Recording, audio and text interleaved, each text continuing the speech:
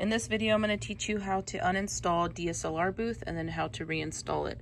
So number one, you're going to click on your settings, or you can go here and settings. It'll take you into something that looks like this. You're going to click on apps. And then once you're in here, you're going to go to installed apps.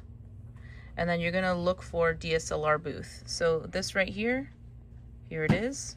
Click on the little dots, uninstall. This app is related, yes, uninstall. Yes.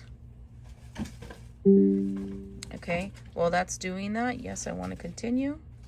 Now I'm going to go over here to the internet while that's doing that.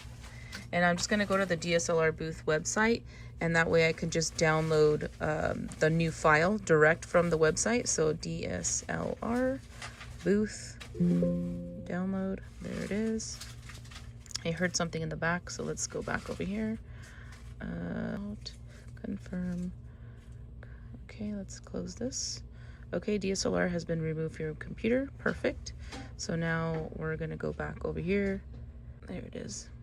And we're gonna download the free trial. We are working with Windows. You're gonna type in, whatever you guys are doing. Type in your email. And it's gonna give me the file. There it is. It'll take about a minute to download, if not faster, depending on your internet speed.